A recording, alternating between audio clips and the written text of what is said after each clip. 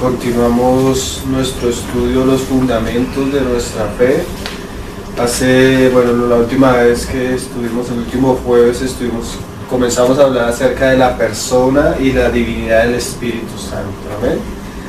Hoy dijimos que íbamos a hablar acerca de la obra del Espíritu Santo. Es importante que en nuestros días nosotros hagamos claridad acerca de las doctrinas fundamentales, porque generalmente, a pesar de que hay muchos aspectos de las doctrinas cristianas que son pilares de la fe, que a través de la historia de la iglesia se han ido afirmando y solidificando y siendo claras, curiosamente en nuestros tiempos vemos que gran parte, y digo gran parte porque es que se ve en gran parte del pueblo cristiano, está cayendo en herejías, en errores, en desequilibrios, por la falta de conocer estos asuntos que, aunque son sencillos y fundamentales, al no conocerlo fácilmente uno se desliza de la fe.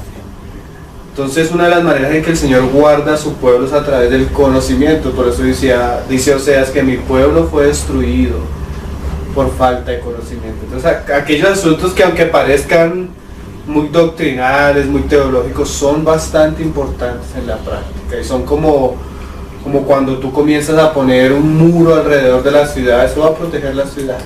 Si tu muro es bajito, fácilmente el error va a entrar. Aquí construyeron unos apartamentos que las rejas eran como de 1,5 metros, hasta los niños llegaban y de un salto pasaban la reja. Imagínense un ladrón. Entonces, al darse cuenta que la reja estaba muy bajita, tuvieron que ponerle otra reja y le dejaron casi ya un poco más difícil. Eso estamos haciendo por la palabra, poner los asuntos fundamentales para proteger al pueblo del Señor y estar nosotros afirmados en la verdad. Hoy quería hablar varias cosas del Espíritu Santo, de la obra del Espíritu Santo, pero por causa de tantas cosas que vemos en nuestros tiempos, voy a enfatizar solo en una. Lo enfatizo en solo un aspecto y tal vez nos demoremos un poco más acerca de la persona del Espíritu Santo, pero es importante porque nunca lo hemos tratado a profundidad. Lo hemos dicho, pero a veces es bueno poner ciertos énfasis y coger con la lupa, alumbrar ciertos pasajes y ciertos asuntos que son importantes. Entonces hoy vamos a hablar acerca de la obra del Espíritu Santo. Entonces vamos a hablar específicamente de la inspiración de las Sagradas Escrituras, que es una obra del Espíritu Santo. El Espíritu Santo ha hecho varias funciones en la economía de Dios. Dios el Padre trabaja, Dios el Hijo trabaja y Dios el Espíritu Santo trabaja. Y uno de los trabajos más preciosos y de más valor que Dios le ha encargado al Espíritu Santo, a la tercera persona de la Trinidad, es la inspiración y el trabajo del Espíritu Santo a través de la historia del pueblo de Dios con los hombres y vasos que Él escogió para que nos transmitieran y nos dejaran el gran legado, el gran fundamento de nuestra fe, que es la Biblia. Amén. Esa es la roca sobre la cual el verdadero cristianismo es edificado, y uno de los grandes trabajadores detrás de ese proceso fue el Espíritu Santo. Entonces vamos a leer dos pasajes que nos hablan acerca de la inspiración de las Sagradas Escrituras, que es obra del Espíritu Santo. Hoy vamos a leer bastantes textos de algunos libros que nos van a servir para este tema. Entonces vamos a leer 2 Timoteo, capítulo 3, verso 16. Cuando me refiero a textos, no me refiero a textos de la Biblia, sino a ciertos hermanos que han hablado acerca de estos temas, que son bastante importantes. Desde el 16, vamos a leerlo, dice: toda la Escritura, toda, porque ahorita vamos a ver varias escuelas acerca del pensamiento que se ha tenido acerca de la inspiración de las Escrituras, pero la palabra dice: toda la Escritura es inspirada por Dios. Esa palabra inspirada en el griego es theonexus, que significa soplada por Dios, y útil para enseñar, para redarguir, para corregir, para instruir en justicia, a fin de que el hombre de Dios sea perfecto, enteramente preparado para toda buena obra.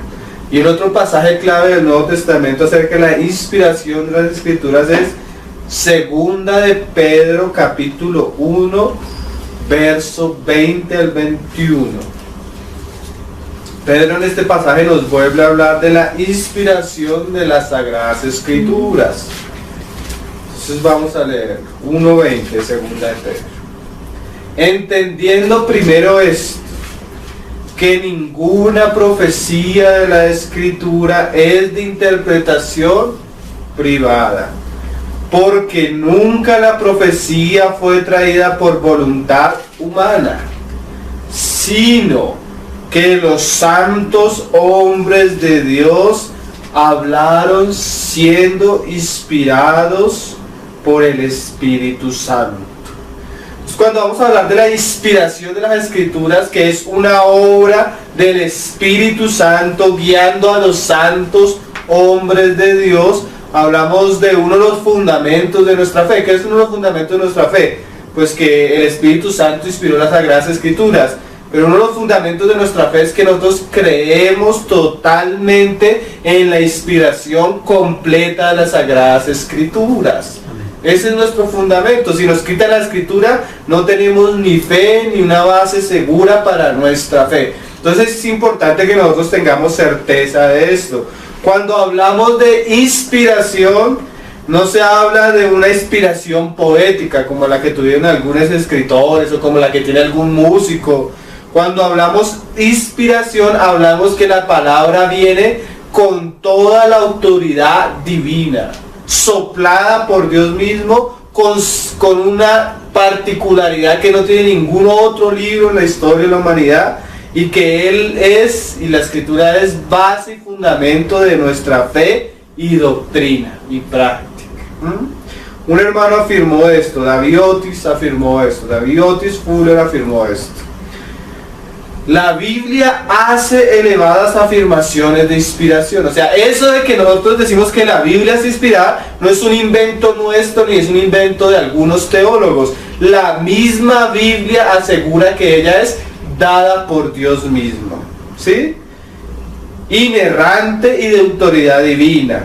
Y si es cierto que el Dios supremo del universo le ha agradado revelarse a sí mismo de una manera sobrenatural en su libro, entonces cualquier hombre, incluso en medio de un mundo pecador, tiene un fundamento firme para su vida y para su eternidad.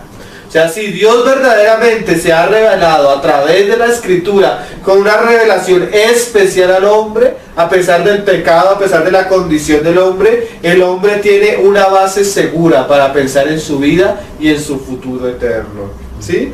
Hay varias corrientes en relación a la inspiración de la Biblia.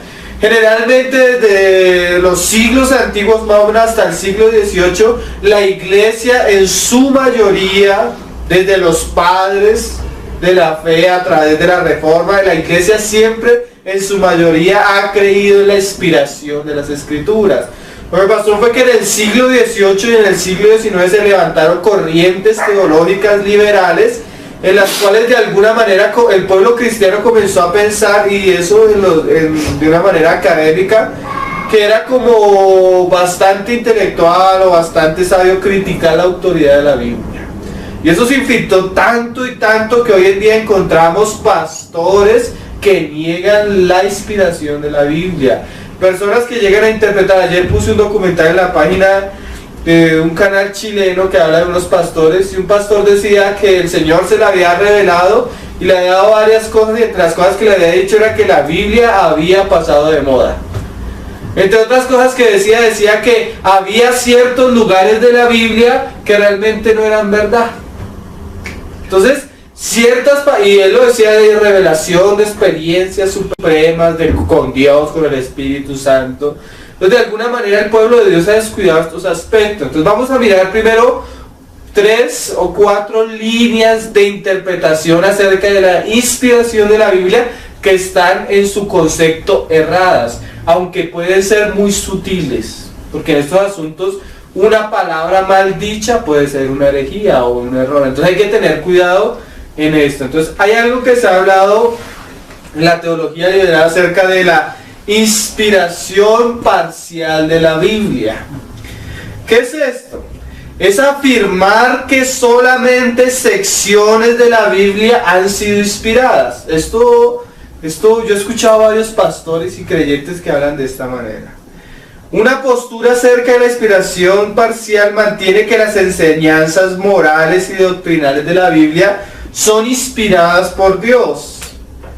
Pero digamos las secciones científicas, históricas, son solamente el resultado de la mente humana, por ello estas secciones no son confiables. Entonces hay gente que dice, yo creo en la enseñanza de Jesús, yo creo en la muerte de Jesús, yo creo en la resurrección de Jesús, pero no creo en la historia de Jonás, menos en el diluvio. Génesis, Dios creó a Adán y Eva. Entonces creen en la inspiración parcial de algunos textos de la Biblia, pero niegan otros. Eso es una corriente errónea. Solamente la estamos citando para poner el marco en el cual la iglesia hoy en día debe afirmarse, ¿sí? El problema con este tipo de inspiración, hay varios problemas, pero solo escogí algunos para citar, es que precisamente al tener ciertas partes de la Biblia inspiradas, necesitamos una persona divinamente inspirada que nos diga cuáles son las partes inspiradas y cuáles no. ¿Sí? Porque si tú me dices, esto es de Dios y esto no es de Dios, ¿quién tiene la autoridad para decir qué es y qué no es? Sí, ahí ya comenzamos a entrar el problema, ya entra a comenzar la mente humana, la mente carnal, a seleccionar lo que es de Dios y lo que no es de Dios. Cuando la misma Biblia asegura, toda la escritura es inspirada por Dios. Entonces, y tenemos que también preguntarnos, ¿escondería Dios su verdad en medio de un laberinto de pensamientos humanos? Dejando la determinación de esta verdad al racionamiento y al juicio falible del hombre. O sea, Dios nos dejaría en un laberinto dejándonos escoger a nosotros mismos qué es verdad y qué no es verdad. Si tan solo una parte de la Biblia es inspirada, entonces en buena lógica no es de utilidad para el hombre, por cuanto el hombre no puede determinar lo que es inspirado y lo que no es inspirado. Jeremías 10:23 dice, conozco, oh Jehová, que el hombre no es señor de su camino. El hombre no sabe cuál es el camino que debe andar, ni el hombre que camina hacia el ordenar sus pasos. O sea, no es algo que el Señor le dio al hombre. El hombre en sí mismo es torpe, necesita una guianza segura para su vida. Sobre esta base se tiene que descartar este concepto de inspiración. Otro concepto de la inspiración de las Escrituras es la inspiración natural o universal. La enseñanza de la inspiración natural es que la Biblia surgió del esfuerzo totalmente humano. O sea, estos hombres esforzaron y escogieron lo mejor en cuanto a sí mismos y escribieron la Biblia. Esta teoría reduce la Biblia a la simple postura de que los escritores de la Biblia fueron solo inspirados en el sentido en que los escritores de la actualidad son inspirados. O sea, como cualquier cantante, como cualquier poeta, como cualquier artista es inspirado, así fueron inspirados los escritores de la Biblia. Se afirma que los escritores de la Biblia simplemente concibieron una buena idea, un buen sentimiento y luego escribieron buena literatura. Esto se piensa en algunos círculos cristianos, liberales, ¿no? Los escritores de la Biblia no tenían mayores inspiraciones al escribir la palabra de Dios que Shakespeare, Dante o Cervantes. Se afirma que en un momento de éxtasis solo ascendieron por encima de la normalidad del pensamiento para redactar las escrituras. Pero esta enseñanza pone a los escritos de la Biblia dentro del alcance y del poder humano. Hace bajar la Biblia a la paternidad humana. El problema con esta teoría es que no puede explicar la naturaleza divina de la Biblia. O sea, porque a pesar de que los hombres digan que fue escrita por hombres, bajo la influencia de la capacidad de los hombres o el éxtasis de los hombres, cuando tú llegas a la Biblia, tú encuentras que la Biblia tiene suficiente autoridad divina para llevarnos a pensar que no fue capacidad del hombre. Vamos a ver algunas características que muestran que ningún hombre hubiera podido hacer lo que la Biblia hizo. Imagínate, ¿cómo habrían podido unos simples seres humanos conseguir o llevar a cabo una obra como la Biblia en un periodo de 1500 años? Imagínate eso. ¿Cómo tú te vas a poner de acuerdo con personas de otros siglos que hablan otros idiomas, con otras características culturales, y llegar a un acuerdo a escribir la misma cosa? La Biblia tiene varias características que la hacen realmente de origen divino. Una es la unidad de escritores. La Biblia es una recopilación de 66 libros y epístolas, todos escritos alrededor de 1500 años, por aproximadamente 40 autores de toda clase, desde reyes hasta humildes pastores, pescadores, ¿sí? En periodos históricos diferentes y en lugares diferentes, y sin embargo, sus obras presentan una armonía con ausencia de contradicciones. Eso es algo que ni siquiera tú puedes lograr a veces con 40 personas que se conozcan. Coge un grupo, un salón de clase, 40 muchachos, siéntalos, ponlos a escribir un texto de 20 páginas, preguntándole acerca de dónde venimos, a dónde vamos, cómo es el futuro, cómo es el pasado, qué piensan ellos de la vida, qué piensan ellos de la salvación. Y al leer los 40 textos tú vas a encontrar que ni siquiera dos de ellos van a coincidir en los mismos asuntos. ¿Sí? Es casi imposible. Pero en la Biblia encontramos 40 autores en 1500 años, de todos los estratos, en varios idiomas, escribiendo acerca del mismo asunto. Muchos de ellos sin proponérselo, sin estar de acuerdo. ¿Sí? La unidad de escritores es algo impresionante en la Biblia. No hay ningún otro libro, hermano. Aún el Islam. Tú coges el Islam, pero el Islam es todo puño y letra de Mahoma, con el mismo sabor, con el mismo tomo, con el mismo autor. La Biblia no. Y eso es precioso, ¿verdad? No hay ningún otro libro como la Biblia. Y eso solo lo pudo hacer la persona del Espíritu Santo, escogiendo hombres, guiando a hombres, llenando a hombres, supervisando a hombres, poniendo la palabra de Dios mismo en la boca de estos hombres. Eso hace la Biblia un libro tremendamente diferente a cualquier libro de la historia. Otra característica que nos muestra la autoridad divina, que nos lleva claramente a darnos cuenta que la Biblia no es de inspiración humana, es la unidad orgánica. Una es la unidad de escritores y otra es la unidad orgánica. Homer Hiley escribió: la unidad orgánica implica tres cosas. En primer lugar, que todas las partes son necesarias para un todo completo. Así como cuando tú coges un carro y lo desarmas, tú te das cuenta que todas las partes del carro son necesarias. Así las Sagradas Escrituras, cada libro desde Génesis hasta Apocalipsis es parte de un todo y es necesario y hace parte de una idea completa. Es un organismo completo. Si tú quitas Apocalipsis, le falta el final. Si tú quitas Génesis, le falta el comienzo. ¿Sí? Si tú quitas la historia de Israel, le falta el nudo. ¿Sí? Si tú quitas la cruz de Cristo, los evangelios de Cristo, la muerte de Cristo, le quitas el centro de como lo principal. O sea, cada parte de la Biblia tiene un lugar importante en el aspecto orgánico de todo, del todo. En segundo lugar, que todas son necesarias para complementarse entre sí. Eso tú lo ves precioso en los evangelios, ¿no? En los evangelios está Marcos, está Lucas, está Mateo, pero Juan nos muestra aspectos que complementan los otros sin contradecirlos. Y en tercer lugar, que todos estos impregnan de un mismo principio vital.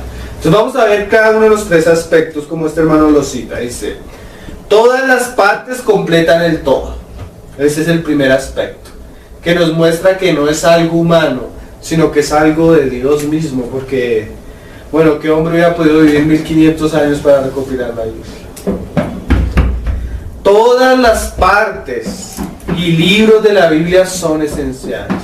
O sea, tú no puedes decir, y eso en el pueblo cristiano está cayendo eso mucho, y he escuchado varias interpretaciones de pastores negando la ley y los antiguos, los libros de Moisés. Entonces sale un predicador de jóvenes, lo escuchaba en estos días. Nosotros no podemos acreditar lo que dice Moisés acerca de, bueno, él está hablando de los tatuajes y de las perforaciones. Entonces dice, si nosotros creemos lo que decía Moisés acerca de las rasgaduras, entonces debemos prohibirle a las mujeres que vengan a las reuniones cuando tienen la menstruación. Entonces, de alguna manera, la interpretación de este hombre comienza a menospreciar ciertos libros de la ley, los mandamientos de la ley. Y si bien nosotros no cumplimos la ley, para justificarnos con un propósito, Dios dio la ley.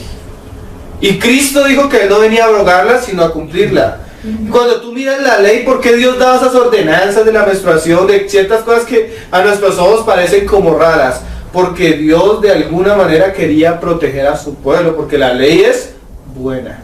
Entonces, ¿por qué Dios no le permitía a la mujer con la menstruación acercarse? Porque la menstruación produce enfermedades. Por eso Él prohibía la relación del hombre con la mujer en medio del periodo menstrual, ¿sí? ¿Por qué Dios prohíbe que un hombre no se pueda casar ni con una prima, ni con una hermana, ni con una tía, ni con parientes cercanos? Porque eso trae enfermedades. Entonces la salud y la medicina corrobora lo que la palabra de Dios dice. Entonces yo no puedo ponerme a interpretar las escrituras y menospreciar lo que Dios dijo a través de su palabra, y que Cristo dijo que no se pasaría una tilde sin que se cumpliera en Él. ¿Sí? Lo que no estamos diciendo es que nosotros cumplimos la ley para justificarnos, porque delante de Dios solo se puede justificar un hombre por medio de la fe en Jesucristo. Pero creemos que la ley es buena y es útil y se puede usar, hay un uso legítimo de la ley, dice Pablo.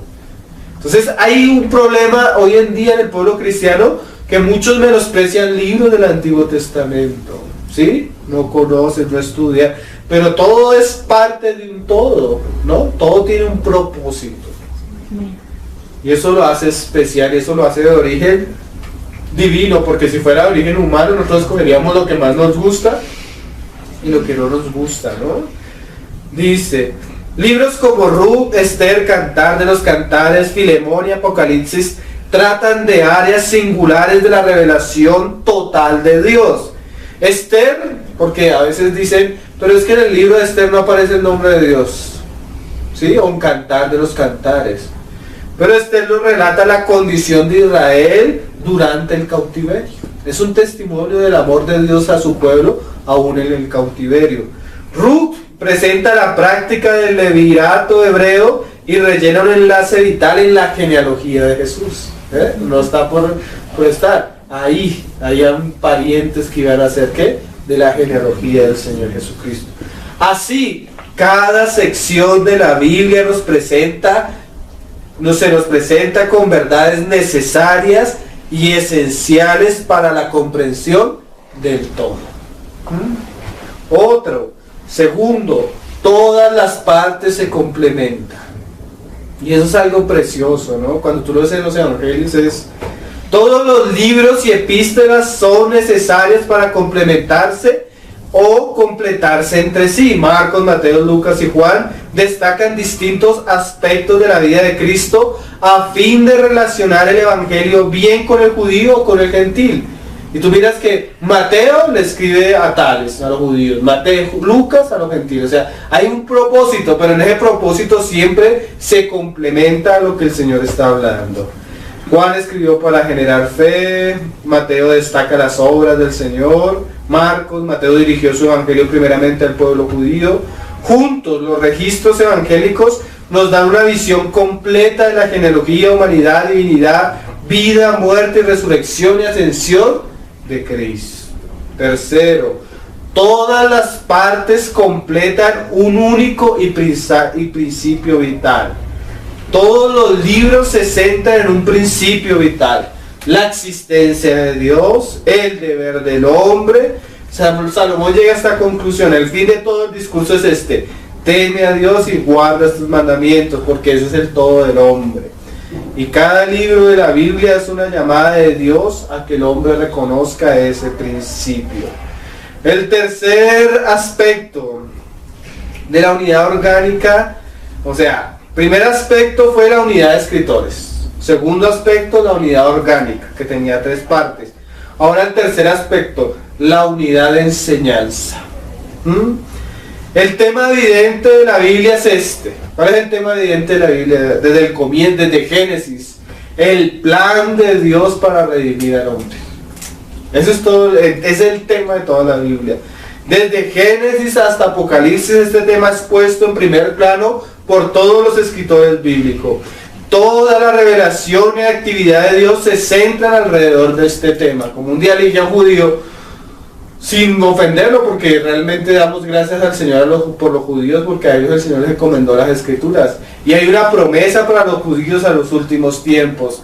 Pero le dije, el judaísmo ortodoxo, que niega y que no recibe a Cristo y los escritos del Nuevo Testamento, es un judaísmo incompleto. Mira lo triste del judaísmo, hermano. No tienen templo, no tienen sacerdocio, no tienen sacrificios y no tienen el final. En cambio, cuando tú pones el Nuevo Testamento, es como la pieza que cuadra. Es la piedra que encaja. Es la piedra que encaja. Tenemos el templo vivo, que ya no es un lugar, es la iglesia. Tenemos el sacrificio eterno y suficiente, que es Cristo. Y tenemos el libro de Apocalipsis, donde se culminan todas las promesas hechas de Dios para el pueblo de Israel. Tenemos el final. Pero si tú quitas esa parte, tienes una religión tristemente incompleta, sin esperanza y sin futuro. Ahora sustentada no por la palabra de Dios, sino por la tradición de los hombres. En ese caso, los reinos. Dice, entonces, la unidad de enseñanza. Toda la revelación y la actividad de Dios se centra en la redención. Lo asombroso acerca de esta unidad es que no hay contradicciones entre los escritos bíblicos acerca de este tema, ni ninguna otra enseñanza, aún a pesar de que se escribieron a cientos de kilómetros, cientos de años. Hamilton, un escritor cristiano, afirma esto: sí se puede probar claramente la existencia de contradicciones. O sea, ¿cómo podemos negar que la Biblia es inspirada? Que encontremos contradicciones en ella. Pero no, tú encuentras el hilo en todas las escrituras, llevándolo a un mismo foco. El asunto se había resuelto ya hace siglos, pero curiosamente nunca han encontrado contradicciones, ni lugar para discusiones en eso. Si existieran contradicciones, los críticos la hubieran mantenido durante la vista del pueblo de Dios durante siglos, hermano. Pero no lo han hecho. Y ello demuestra que las pretendidas contradicciones proclamadas por parte de algunos simplemente no existen en la Biblia. Yo tengo un libro muy bueno que subí del hermano Norman Heisler. Es un manual bíblico, una enciclopedia bíblica que se llama Manual de Enigmas y Contradicciones Bíblicas. Ese libro es buenísimo, porque a veces tú te encuentras el judío, el ateo que dice, entonces, como cuando estudiamos la genealogía de Jesús, ¿por qué el papá de Jesús citado por Mateo se llama tal? Y cuando tú vas al Antiguo Testamento no se llama tal, sino se llama tal. Entonces el hermano coge verso por verso. Mateo 1:5, aparente contradicción. Y entonces el hermano comienza a explicar que no son contradicciones, simplemente cuestiones de tatarabuelos, cuestiones de dos nombres a una misma persona. ¿Sí? Entonces las aparentes contradicciones nunca han sido contradicciones firmes, porque si no de eso se hubiera pegado para atacarlo hace rato. Pero es bueno conocer eso, porque a veces uno se encuentra al contradictorio y ataca la fe, y si uno no sabe que eso ya ha sido defendido hace algún tiempo, se puede caer en ciertas dudas, y debemos estar preparados para presentar defensa de nuestra fe. ¿Sí? Bueno, James Orr escribió, dice, antes de leer eso dice, Lo que demuestran las pretendidas contradicciones es que no existen en la Biblia. ¿No es esto una prueba de la paternidad divina, de la inspiración divina, que no haya contradicciones? ¿Cómo hubieran podido los escritores armonizar sus enseñanzas a lo largo de 1500 años en que la Biblia fue redactada sin ayuda de Dios? James Orr escribió, otro teólogo cristiano, pero la mente imparcial no puede ignorar el hecho de que en los escritos que constituyen nuestra Biblia hay una unidad y progresión y un propósito conductor, culminando todo en Jesucristo y su redención. Hay plenitud, hay poder de verdad religiosa que los sitúa en una categoría y que llevan al reconocimiento de un origen singular correspondiente con su singular carácter. Una vez más, ¿cómo podríamos explicar tal carácter si la Biblia no hubiera sido de paternidad humana? O sea, ¿cómo podríamos explicar esas cosas si realmente eso fue hecho por hombres? ¿Sí estamos entendiendo? Sí. Si 40 hombres comenzaran a tocar instrumentos musicales y como resultado surgiera una hermosa armonía de música, una maravillosa obra, nos daríamos cuenta de que alguien había organizado y estaba dirigiendo su actividad, ¿cierto?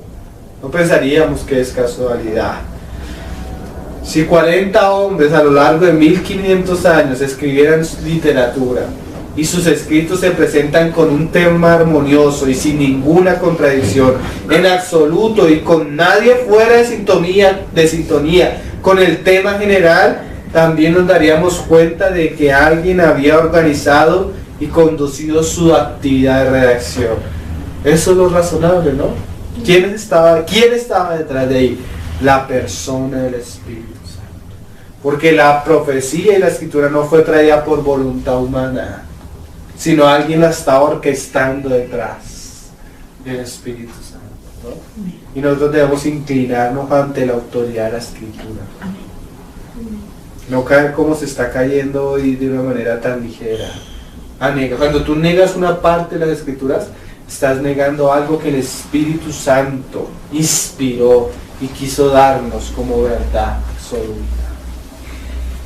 Hay otra corriente acerca de la inspiración, que es parte verdad, pero no es toda completa. La inspiración mecánica o el dictado. ¿Cuál es esta? Son los que mantienen que la escritura fue inspirada mecánicamente, en ocasiones denominada inspiración al dictado. Oscilan en la posición diametralmente opuesta a los que mantienen la inspiración natural. Hay unos que dicen que es solo hombre, hay otros que dicen que fue totalmente dictada por Dios. Y los hombres lo único que hacían era copiar lo que Dios dictaba. Eso en parte es verdad, pero en parte no es verdad. ¿Por qué en parte no es verdad? Porque cuando tú vas a los textos originales, curiosamente tú ves los rasgos característicos de los autores. Un ejemplo, Pablo era una persona docta, entonces el griego que Pablo usa es un griego estilizado, un griego culto, ¿sí? Pero cuando tú ves tal vez como Lucas escribe o como Pedro escribe, tú notas los rasgos personales en eso. Entonces eso nos muestra que no fue totalmente dictada, sino que fue inspirada por Dios, pero Dios usó a los vasos según sus características. Entonces esto es una verdad casi completa. Casi. Pero esta teoría es solo parcialmente correcta. ¿Por qué? Dios en algunos casos, y ahorita lo vamos a ver, dio en verdad las palabras exactas mismas al escritor de la Biblia, las que tenían que ser redactadas exactamente como se daban. Jeremías 1:9, 5:14, 36:1 al 3, Ezequiel 3:4, Isaías 51:16, 59:21. Dios manda al escritor escribir exactamente como él le dice. Pero esta teoría no explica la manifestación de la personalidad humana que aparece en varios libros de la Biblia. ¿Sí? Tú puedes ver que el Evangelio de Juan es muy parecido a las 3 epístolas de Juan y Apocalipsis. Que los escritos de Pablo son muy parecidos en redacción, la manera, él siempre pone la idea principal y después la desarrolla. Son cosas que se notan muy claramente en los escritos de Pablo. En Lucas, tú notas que Lucas es un historiador, él pide datos de acá, él pide datos de acá y desarrolla la historia como un historiador. Esos son rasgos personales que se encuentran en la Biblia, que no se encontraría si fuera totalmente, ¿qué? Dictada. ¿Sí? Entonces no hay que negar esa parte también. Es evidente para el estudio cuidadoso que los escritores de Pablo en el lenguaje original son distintos de los escritos de Lucas. Por eso hay algunos hermanos que realmente no creen que Pablo escribió Hebreos, porque no es como Pablo escribía. Y aseguran que es Lucas, porque es más o menos la manera como Lucas escribía. ¿Sí? Cuando se llega, no, que fue Pablo, y entonces el hermano da ciertos argumentos por qué Pablo escribió Hebreos. Porque Lucas escribió Hebreos, ¿sí? Varias corrientes. ¿Por qué? Porque miran la manera como escribe el autor. Y dice, cada uno de ellos tenía sus características individuales que aparecen en sus escritos. Tenemos que reconocer esto en el estudio de cualquier teoría de inspiración. Está otra teoría que es la teoría de la inspiración de pensamientos. ¿Qué es esto? Que Dios inspiró los pensamientos de los escritores de la Biblia, pero ellos escogieron las palabras con las cuales iban a escribir. Eso también es una teoría a medias. Esta teoría en que el Espíritu Santo simplemente dio a los escritores de la Biblia el pensamiento, la idea, y les dejó expresar aquel pensamiento a su propia manera, sin ninguna conducción bíblica. Los escritores de la Biblia pudieron elegir su propio vocabulario, se les permitió expresar el pensamiento divino en sus propias palabras, libres de toda interferencia divina. Esa es bastante peligrosa, porque imagínate si Dios solo hubiera dejado los pensamientos y libre al escritor. Imagínate cómo hubiera escrito Juan la presentación de su evangelio, donde cada palabra es tan importante. En el principio era el verbo, y el verbo era con Dios, y el verbo era Dios. Cada palabra ahí tiene que ser exacta, porque quitar una palabra es dejar un lugar para la herejía. Entonces, hay pasajes de la Biblia que donde el autor hubiera en su propia capacidad escrito según sus palabras, no lo hubiera hecho porque habían partes de la palabra donde los autores no entendían. ¿Sí? Tenemos los profetas que profetizaron de la gracia destinada y ellos indagaban diligentemente, pero no entendían. Y no habían escuchado, me imagino. No entendían. Entonces, ciertamente Dios inspira el pensamiento, pero también usa y trabaja en el vaso para que les diga las palabras correctas.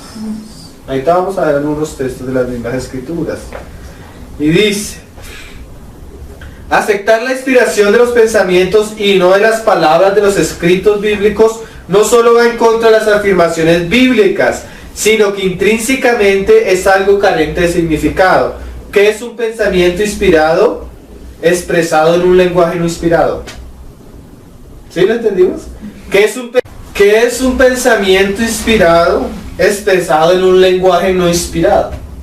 O sea, la idea puede ser claramente inspirada por Dios, pero si yo no la puedo escribir en las palabras exactas, lo que yo estoy viendo se puede perder. Un ejemplo claro es como una persona va a leer la Biblia es inspirada, pero si la persona no sabe leer bien, lo que él está leyendo pierde significado.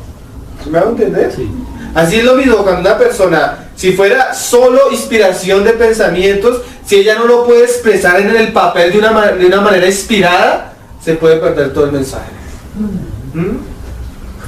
Es evidente que el Espíritu Santo ejerció un cierto control sobre la elección de las palabras. ¿Por qué Juan le dice a Cristo el verbo de Dios? Y en ciertos lugares le dice el verbo de Dios. ¿Por qué no le dice el Hijo de Dios? Porque cada palabra tiene su lugar y su significado. Entonces el Espíritu Santo ejerció un gobierno sobre eso también. No solo sobre el pensamiento, sino también sobre las palabras. Pero al mismo tiempo el Espíritu le daba al autor la libertad de su estilo. ¿Sí lo entendimos en esa parte? Si las mismas palabras de las Escrituras no fueron elegidas por Dios, entonces toda el área del estudio crítico de las palabras viene a ser inútil.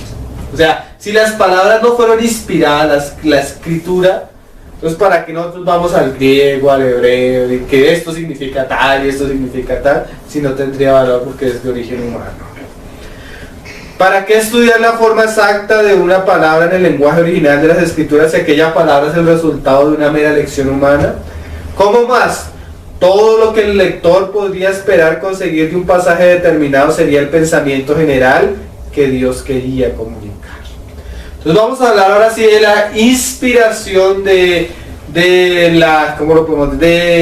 la definición clara, ortodoxa, bíblica de los cristianos fieles a la palabra de Dios. Inspiración verbal plenaria. Esas palabras, acuérdense de ellas. Inspiración verbal plenaria. ¿Qué es la inspiración verbal plenaria? Por verbal se significa que verbal, inspiración verbal. Verbal significa que cada palabra en la Biblia que se encuentra allí es debido a que Dios así lo quiso. Por eso inspiración verbal. Cada verbo, cada palabra que se encuentra allí es porque Dios así lo quiso. Dios no dejó al hombre sin conducciones para expresar las verdades divinas, como tampoco dictó palabra a palabra cada pasaje. ¿Qué hizo Dios? El Espíritu Santo condujo, sopló, llenó, guió a cada escritor de una manera que aseguraba la inerrancia, o sea, que no hubiera errores. Inerrancia es que es sin errores, sin equivocaciones. Pero, aunque guió para que no hubiera errores, Él permitió la individualidad.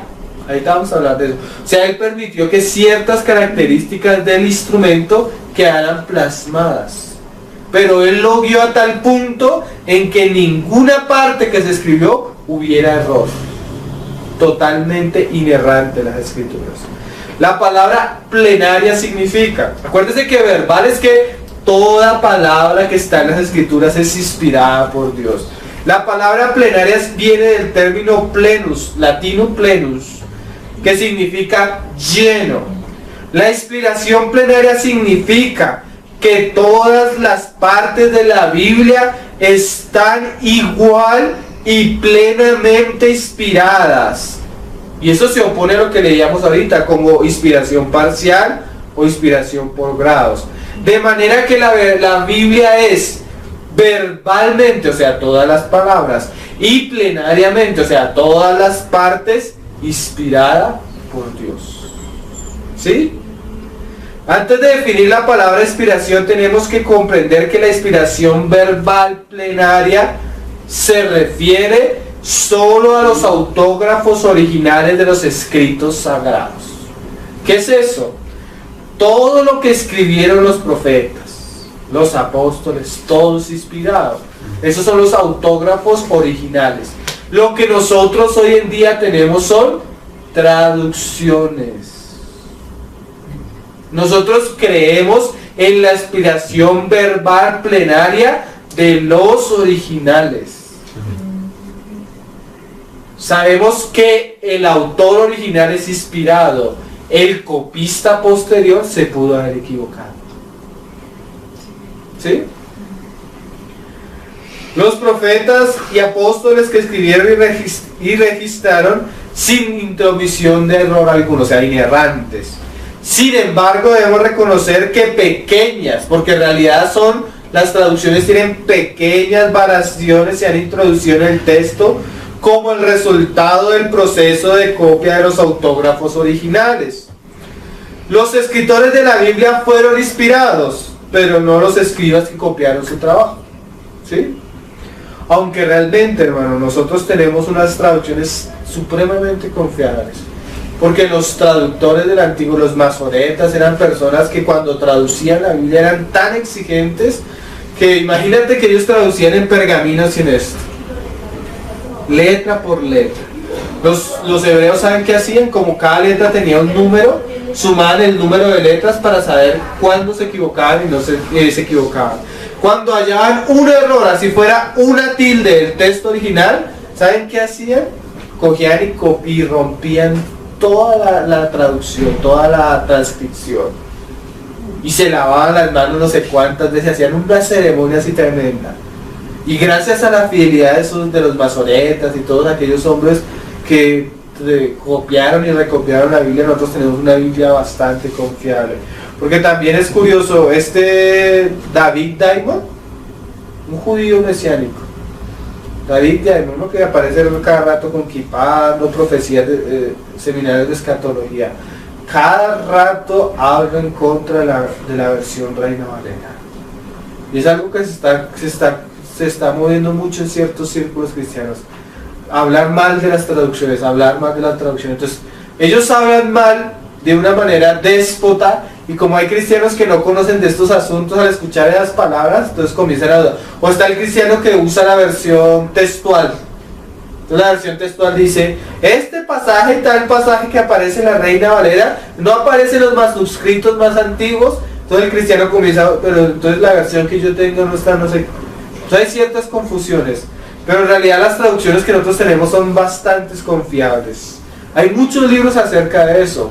Aunque creemos que la inspiración es de los originales, como hay tantas copias antiguas de las escrituras, esas copias, al tú compararlas, tú puedes juzgar las versiones modernas. Y tú al compararlas te das cuenta que las variaciones son pequeñas, mínimas, y no afectan en nada el contenido total de las escrituras. ¿Sí?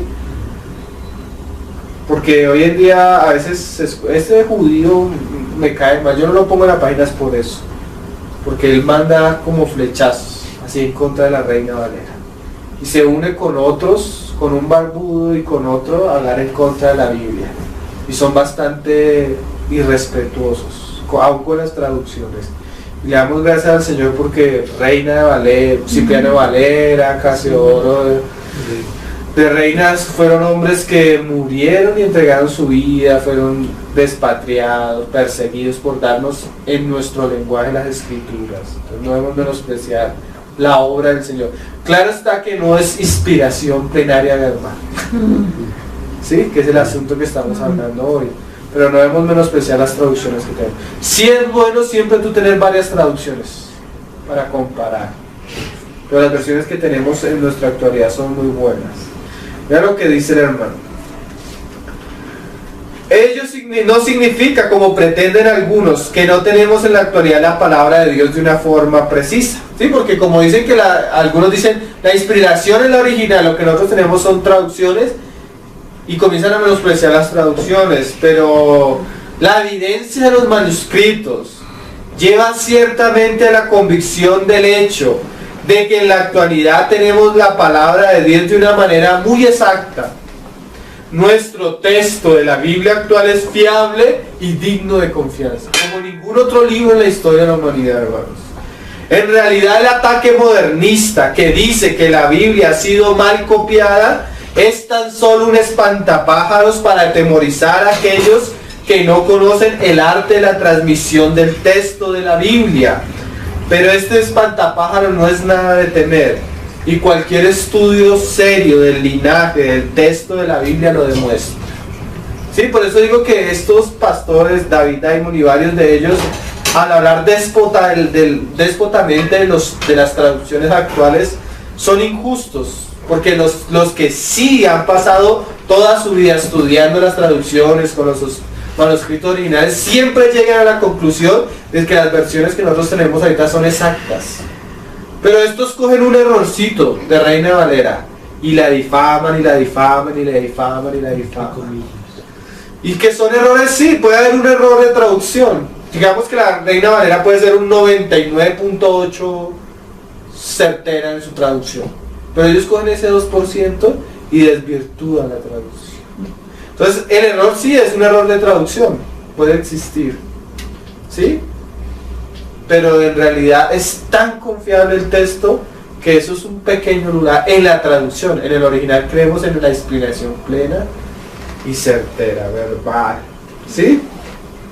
Segunda de Pedro 1:20 dice, Pedro escribe, vamos a leer.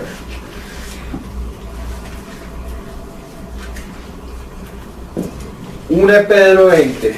Segunda de Pedro 1:20. Ese fue el que leímos al comienzo. Entendiendo primero esto, que ninguna profecía de la Escritura es de interpretación privada, porque nunca la profecía fue traída por voluntad humana, sino que los santos hombres de Dios hablaron siendo inspirados por el Espíritu Santo.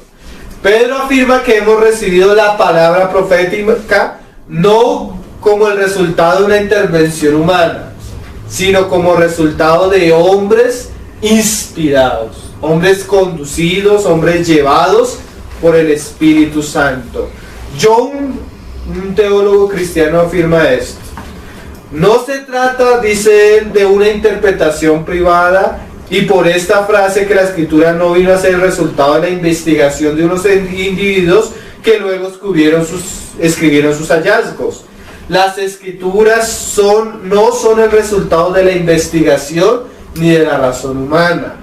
La palabra griega de inspiración en este pasaje, perontenon, que aquí se traduce como inspirados, significa literalmente llevados a lo largo. Por eso los escritores inspirados fueron llevados a lo largo o conducidos por el Espíritu Santo. La Biblia afirma claramente esta operación del Espíritu Santo en pasajes como los siguientes. Se los leo. Hechos 1:16. Esa inspiración la misma Biblia la afirma. Varones hermanos, cuando Pedro está en su discurso allí en Pentecostés. Cuando está Pedro ahí orando con los 12 y las mujeres antes de Pentecostés, cuando van a escoger a Judas, dice Pedro: era necesario que se cumpliese la Escritura, en que el Espíritu Santo habló. ¿Quién era? El Espíritu Santo, pero usando el vaso, por boca de David, acerca de Judas, que fue guía de los que prendieron a Jesús. Segunda de Samuel 23:2 también habla de la inspiración del Espíritu Santo en las palabras de David. Segunda de Samuel 23:2, David dice: el Espíritu de Jehová ha hablado por mí, ¿sí? Y su palabra ha estado en mi lengua. Mateo 22:43, cuando el Señor les hace una pregunta a los judíos, les dice: ¿cómo pues David en el Espíritu le llama Señor diciendo? O sea, David hablaba en el Espíritu, o siendo conducido por el Espíritu, siendo lleno del Espíritu Santo, que el Espíritu le ponía las palabras en su boca. Muchas veces se le atribuye directamente lo dicho al Espíritu Santo, dejando a uno al lado al autor. Por eso a veces sí la inspiración es prácticamente copiada, porque muchas veces Dios habla y el autor escribe tal como Dios habló. Hay pasajes, mire, Hebreos 3:7 dice: por lo cual, como dice el Espíritu Santo, o sea, las palabras que decían los autores antiguos eran las mismas palabras del Espíritu Santo, y a veces ni siquiera se refiere la escritura al autor, sino se refiere al mismo Espíritu Santo detrás del autor hablando. Pasajes como este indican que se trataba del Espíritu obrando en y con los escritores humanos en el proceso de la inspiración. Los escritores no actuaron por su propia cuenta, fueron conducidos, guiados, llenos por el Espíritu de Dios. Hay un pasaje en 1 Corintios 2 que lo vamos a leer desde el verso 4. 1 Corintios 2:4. Tal vez este es uno de los pasajes más claros en los cuales Pablo habla acerca de la inspiración divina en su mensaje, en lo que él enseñaba, en lo que quedó plasmado en sus epístolas. 1 Corintios capítulo 2 verso 4 dice: y ni mi palabra ni mi predicación fue con palabras persuasivas de humana sabiduría. O sea, la Biblia no está escrita con la persuasión de los escritores y su sabiduría, sino con demostración del Espíritu y de poder. ¿Cuál es la demostración? Una de las demostraciones del Espíritu, lo que hablábamos ahorita, que el mensaje de Pablo no se contradecía a lo que decía Génesis. Ni Moisés, ni los profetas, ni Jesús, ¿sí? Había una armonía en lo que Pablo escribía. Eso es demostración del Espíritu. Y de poder, ¿cuál poder? Que esa Biblia acá, esos libros, esos escritos de Pablo con los otros han cambiado la vida de millones de personas a través de la historia de la humanidad. ¿Sí? Miren, hermanos, la sociedad en la que nosotros vivimos fue transformada por las escrituras. La escritura abolieron la esclavitud y prácticas aberrantes en medio de la humanidad. Eso lo hizo el pensamiento humano, por lo menos hasta comienzos del siglo XX, era un pensamiento formateado por la palabra de Dios. O sea, la palabra de Dios cambió la historia de la humanidad. Siempre que llegaban los misioneros a la India, a esas tribus indígenas salvajes donde quemaban a sus hijos, mataban a sus esposas, está la historia de este misionero William Carey, que él llegó, no me acuerdo a dónde fue a predicar, y en el lugar donde ellos predicaban, la gente tenía la costumbre que si se moría el esposo, mataban a la mujer y enterraban a los hijos con el esposo. En la India, costumbres terribles, hermano. Y el evangelio no solo trajo salvación, sino cambió la manera de pensar de hombres salvajes con costumbres terribles y los volvió hombres civilizados. Sí, vamos a entender. Eso lo hizo la palabra de Dios. Para que vuestra fe no esté fundada en la sabiduría de los hombres, sino en el poder de Dios. Y ahí en el 7 dice: mas hablamos sabiduría de Dios en misterio, la sabiduría oculta, la cual Dios predestinó antes de los siglos para nuestra gloria. Y ahí en el 10: pero Dios no la reveló a nosotros por el Espíritu. O sea, cuando Pablo caminando con el Señor, el Espíritu le revelaba y lo guiaba y lo capacitaba, porque el Espíritu todo lo escudriña, aún lo profundo de Dios. Porque ¿quién de los hombres sabe las cosas del hombre, sino el Espíritu del hombre que está en él? Así tampoco nadie conoció las cosas de Dios, sino el Espíritu de Dios. Y ahí en el 13 dice: lo cual también hablamos y escribieron, no con palabras enseñadas por sabiduría humana. Por eso la Biblia no es inspiración natural, sino lo que ellos hablan es que, sino con las que enseña el Espíritu, acomodando. Ahí es donde dice verbal. Cada palabra el Espíritu acomodó, acomodando lo espiritual a lo espiritual. Porque pero el hombre natural no percibe las cosas que son del Espíritu de Dios, porque para él son locura. Aún los profetas muchas veces quedan como de la locura y no las puede entender, porque se han de discernir ¿qué? Espiritual, o bajo la influencia del Espíritu de Dios. Probablemente es el pasaje más explicativo acerca de la obra del Espíritu Santo en la inspiración. Ese es 2 Corintios. Vamos a hablar otras cosas. Claramente creemos en la inspiración plenaria verbal de las Escrituras, pero creemos que también Dios preparó a los vasos. Hubo una preparación espiritual. Dios usó hombres, los santos hombres, o sea, no eran hombres cualquiera, hombres santos que Dios apartó y preparó para esa obra. Entonces Dios espiritualmente preparó a los escritores bíblicos antes de que les permitiera escribir verdades espirituales. Esta es una manera en que Dios preservó los escritos inspirados. Refiriéndose a Jesús, el escritor de Hebreos dice: me preparaste cuerpo. Así como Dios le preparó un cuerpo a su Hijo para la encarnación y la obra, Dios preparó a Pablo, Dios preparó a Pedro, Dios preparó a Juan.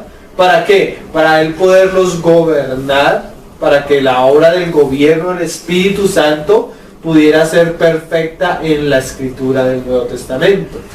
Un ejemplo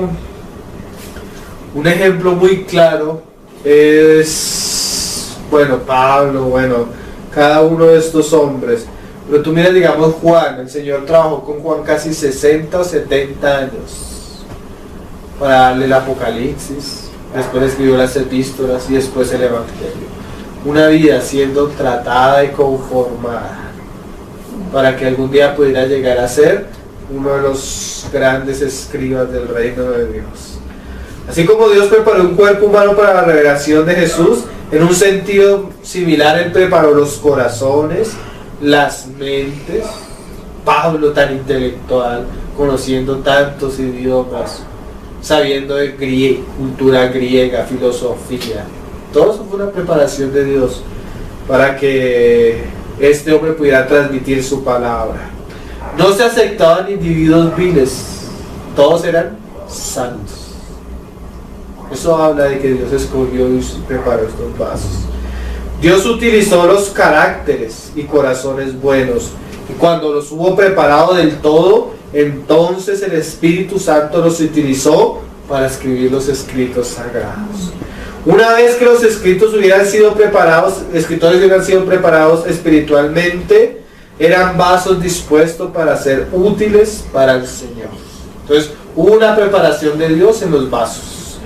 También hubo un esfuerzo conjunto. O sea, ¿la Biblia es inspirada por Dios? Sí.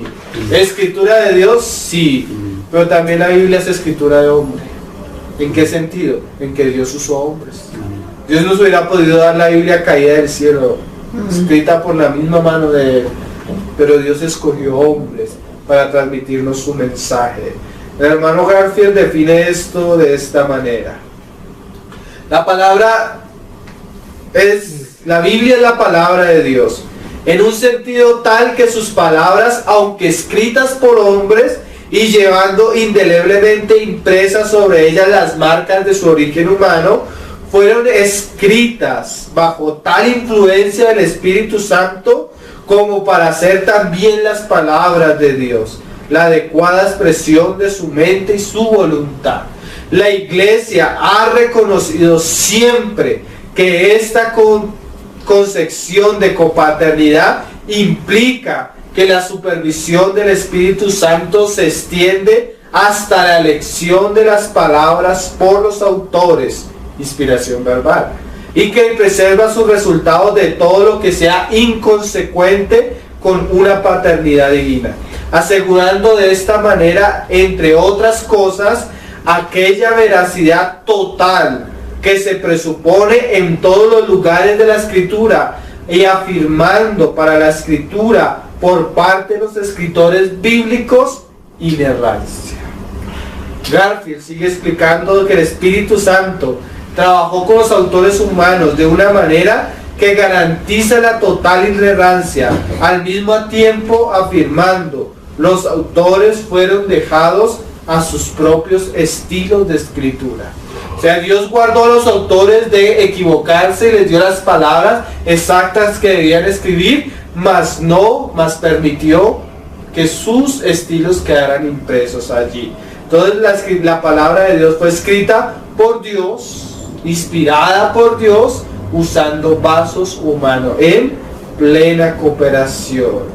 Hay veces que los autores hubieran podido escribir muchas cosas, pero Juan dice: si se hubieran escrito muchas otras cosas hizo Jesús, si se hubieran escrito no caberían en todos los libros, pero las que se han escrito es para que nosotros creamos que Jesús es el Cristo y el Hijo del Dios viviente. ¿Qué hizo Dios? Hizo, a través de la operación del Espíritu Santo en la vida de Juan, una selección de los hechos que debían quedar registrados acerca del testimonio de Jesús. ¿Sí? Pudo escribir muchas otras cosas, el Señor enseñó también muchas otras cosas, pero Dios guió. El Espíritu Santo supervisó a los hombres que estaban escribiendo mientras lo hacían, de tal manera que en tanto que fueron dejados en plena posesión de su propio estilo y vocabulario, quedaron sin embargo impedidos de escribir lo que no fuera cierto y conducidos a seleccionar precisamente los hechos que Dios quería que su pueblo conociera. ¿Sí? Dios escoge el vaso, pero el vaso y Dios hay una cooperación. Palabra de Dios, palabra de hombres inspirados por Dios. Hay otro aspecto, el dictado. Hay partes de la Biblia que fueron inspiradas y que fueron dictadas por Dios. Vamos a dar un ejemplo. Deuteronomio 18:18 dice: pondré mis palabras en tu boca. Jeremías 1:9 y 5:14 dice: toma un rollo del libro y escribe en él todas las palabras que te he hablado contra Israel y contra Judá. Eso es dictado. En tu boca he puesto mis palabras. Jeremías 36:2. Isaías 51:16, 51:21 dice: pero la palabra que yo te diga, esa hablarás. Eso es dictado, eso es exacto como ellos lo recibieron de Dios. Números 22:35, 12, 16, el Señor le decía a Moisés: hijo de hombre, perdón, Ezequiel 3:4, ve y entra a la casa de Israel y háblales a ellos con mis palabras.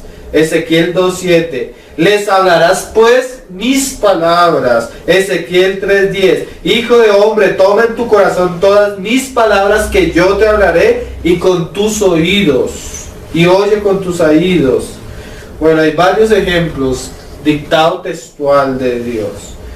De las anteriores afirmaciones llegamos a la definida impresión de que en ocasiones la inspiración era un verdadero proceso de dictado. Sí, en ocasiones, no toda, pero había esos casos. Los profetas hablaron las mismas palabras de Dios, escribieron las mismas palabras de Dios. Por eso tenemos que aceptar que lo que escribieron es la misma palabra de Dios. ¿Sí? ¿Ya están cansados? Ya vamos a terminar. Inerrante y sin embargo humana. Ya vamos a acabar. El mero hecho de que el Espíritu Santo utilizara vasos humanos para comunicar las verdades de Dios no significa que automáticamente ello sea falible.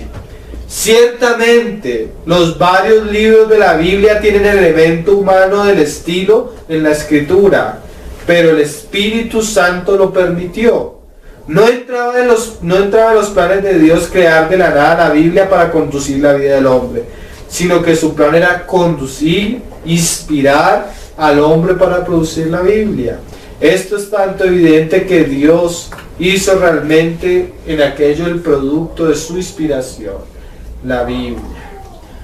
Tenemos que señalar el proceso. Jesús prometió a los apóstoles, el Señor cuando se iba a ir, prometió enviarles el Espíritu Santo, y Él decía que Él los llevaría a toda la verdad. Amén. ¿Sí? Eso fue una promesa de Cristo para sus apóstoles.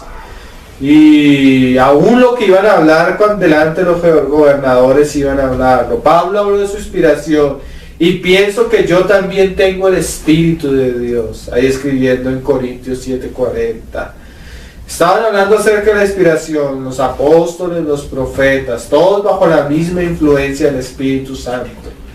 La palabra de Dios fue hablada y escrita inerrantemente por los profetas y apóstoles.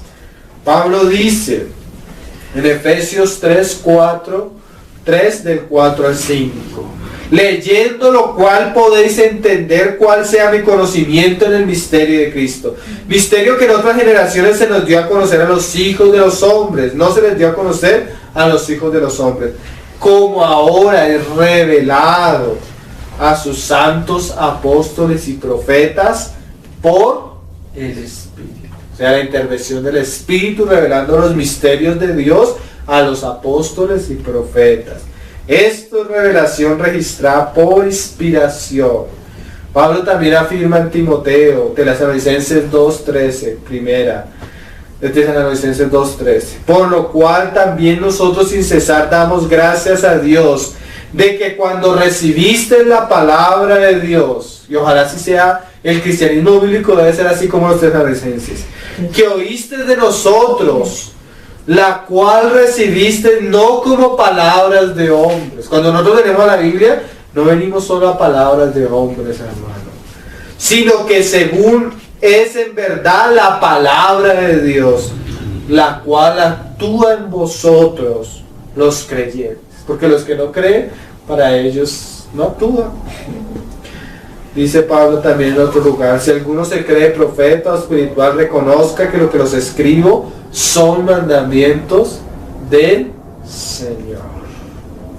Es revelación escrita por Dios. Vamos a recapitular para terminar. Las Escrituras afirman ser la palabra inspirada de Dios.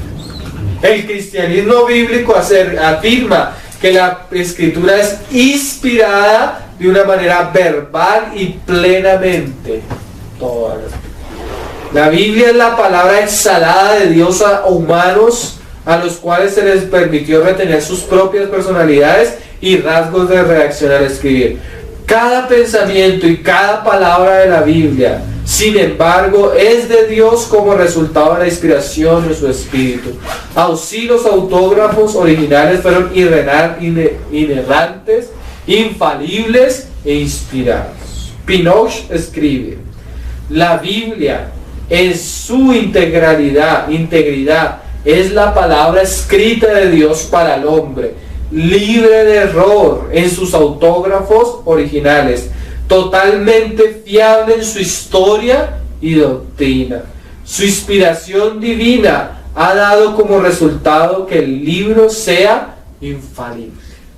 Y la arqueología ha jugado un papel tremendo en esto, porque en el siglo pasado, creo que la Biblia dice que tal pueblo existió, pero no hay pruebas.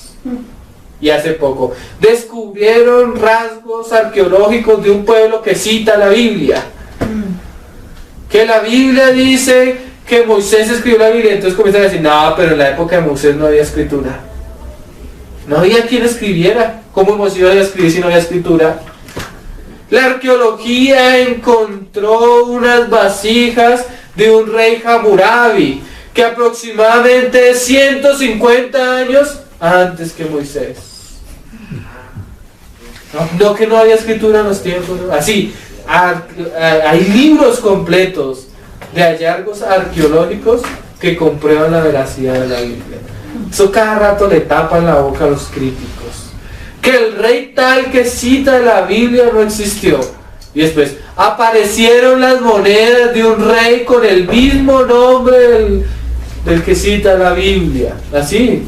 Ciudades que no existían. Se excavaron debajo de no sé cuántas ciudades y se encontró el registro arqueológico de un pueblo cananita descrito en la Biblia. La arqueología. Dios le ha tapado cuando se descubrieron los manuscritos de Qumran. Eso le tapó la boca. Por eso uno de los hallazgos más importantes de la arqueología bíblica es eso. Los hallazgos de las cuevas de Qumran. Entonces, estamos terminando. Dice: su inspiración divina ha dado como resultado que el libro sea infalible, o sea, incapaz de enseñar nada engañoso o inerrante, no susceptible de ser probado falso ni equivocado. Su inspiración es plenaria, extendiéndose por todas partes de igual manera, verbal, incluyendo la forma del lenguaje, y confluente, producto de dos agentes, humano y divino. La inspiración involucra la infalibilidad como una propiedad esencial, y a su vez la infalibilidad implica inerrancia. Esta triple designación de la escritura se halla implícita en la tesis básica de la autoridad bíblica. Este es el resumen de todo lo que hemos dicho. Tenemos que mantener entonces que la Biblia es la palabra de Dios. Si no lo es, entonces Dios nos ha engañado a pensar que lo es, porque Dios dice que lo es. Pero ello es totalmente contrario al carácter de Dios. Jung llega acertadamente a esta conclusión. Si los autógrafos de las escrituras estuvieran mutilados por manchas de error, entonces simplemente Dios no nos ha contado la verdad acerca de su palabra. Aceptar que Él pudiera exhalar una palabra que contuviera errores, es decir, en realidad, que el mismo Dios puede cometer errores. Tenemos que mantener que la escritura original es infalible por la simple razón de que nos vino por obra del Espíritu Santo de Dios mismo. Amén. Varios pasajes y citas las extraímos de un libro que se llama El ocaso de los incrédulos, de Robert E. Dickinson, del capítulo 18, que se llama Inspiración y Revelación, las escrituras. De estos temas hay bastantes libros, pero quería hacer en el aspecto del fundamento de la obra del Espíritu Santo, por lo menos este paréntesis, la inspiración de las Sagradas Escrituras, que es una doctrina fundamental y esencial del cristianismo bíblico. Vamos a dejarlo por hoy hasta ahí. Ustedes no saben cuántos pastores han caído en errores por no conocer estas cosas que la misma palabra revela. El Señor nos ayude y nos guarde para ser fieles a la palabra que Él mismo nos ha dado. Vamos a ser de aquellos que han guardado la palabra. Esos son los verdaderos discípulos, los que guardan la palabra. Amén. Y reconocen que la palabra que Cristo habló fue la palabra que el Padre le dio. Amén. Y que los apóstoles hablaron fue la palabra que el Espíritu inspiró como norma de nuestra fe y de nuestra doctrina. Amén. Amén. Señor, te damos gracias por tu palabra, porque realmente tú nos has dado un fundamento sólido, Señor, una roca firme en la cual, como decía un autor, es el yunque en el cual muchos martillos se han roto y Él permanece. Tu palabra permanece firme, como tú dijiste, Señor. Los cielos y la tierra pasarán, pero mis palabras no pasarán. Tu palabra es eterna y permanece para siempre. Te rogamos que tú nos des la reverencia y el temor verdadero para venir a tu palabra. Amén. El amor suficiente para estar constantemente en ella y guardándonos. Amén. Y que tú, así como inspiraste a tus apóstoles por el mismo Espíritu, nos puedas abrir los ojos de nuestro entendimiento para Amén. poder conocerte y seguirte, porque esa es la vida eterna, que te conozcamos. Pero no fuera lo que tú has revelado, sino bajo la misma revelación de tu palabra, Padre. Oh, Señor. Te lo pedimos, Padre, en el nombre precioso de tu Hijo Jesús. Confiamos en ti y en la obra que tu Espíritu Santo está haciendo en nosotros de llevarnos a toda la verdad. Amén. Tu palabra es verdad. Bendito es tu nombre, Señor. Amén. Por los siglos de los siglos, Señor. Amén. Amén.